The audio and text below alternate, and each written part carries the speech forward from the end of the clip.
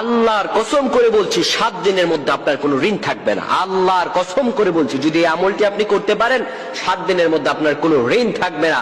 আপনার যত বিপদ আপদ থাকুক, মামলা মোকদ্দমায় জড়িয়ে যান, অনেকেই ঋণগ্রস্ত হয়ে যান, কঠিন অবস্থা হয়ে যায়, বাড়ি ঘরেও ঋণের জন্য থাকতে পারেন না, কোরআনের এই আয়াতের আমলটি করুন, আপনার 7 দিনের মধ্যে আল্লাহ তাআলা হয়তো ঋণ আপনার দুর্ব্যবস্থা করে দিবেন, আপনার ঋণ কি আল্লাহ তাআলা দূর করে দিবেন ইনশাআল্লাহ। আপনি আমলটি ইখলাসের সহিত করতে হবে।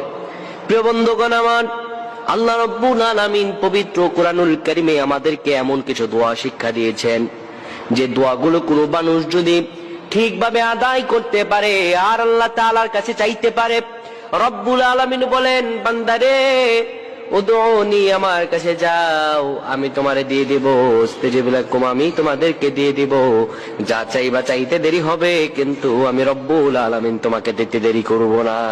সুবহানাল্লাহ পড়েন। প্রিয় বন্ধুগণ আমার, আপনি যদি চাইতে পারেন আল্লাহ রাব্বুল আলামিনের কাছে হৃদয়ের ভালোবাসা দিয়ে আল্লাহ তাআলা আপনাকে দিয়ে দিবেন। নবীজি আমার স্পষ্টতর আমাদেরকে জানিয়েছেন, যখন তোমরা বিপদে পড়ে যাবা, কঠিনতম অবস্থা তোমাদের হয়ে যাবে, কখনো ঘাবড়ে যাবে না, কেননা যতই কঠিন অবস্থা হোক না কেন আল্লাহ রাব্বুল আলামিন তোমাদেরকে ঠিক তখনই সহযোগিতা করবেন। যত কঠিন অবস্থা আপনার হোক না কেন, আপনি যদি সেই কঠিন অবস্থায় আল্লাহ রাব্বুল আলামিনকে ডাক দেন, রব্বুল আলামিন বলেন, আমার কাছে বান্দা চাইতে দেরি হবে, কিন্তু আমি দিতে দেরি করব না।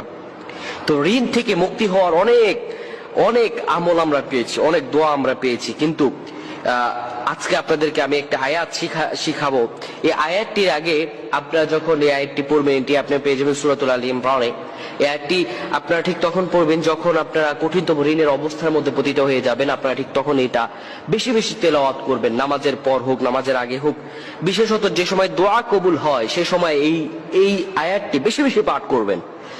আয়াতটি হলো, ওয়াতারযুকু মান তাশাউ বিগাইরি হিসাব, ওয়াতারযুকু মান তাশাউ বিগাইরি হিসাব। এই আয়াতটি আপনি আমল করবেন, বেশি বেশি পড়বেন। এর অর্থ হচ্ছে, হে আল্লাহ, আপনি যাকে ইচ্ছা তাকে অপরিমিত রিজিক দান করেন, আপনি যাকে ইচ্ছা তাকে অপরিমিত রিজিক আপনি তাকে দান করেন। এই আয়াতের অর্থ হচ্ছে এটি।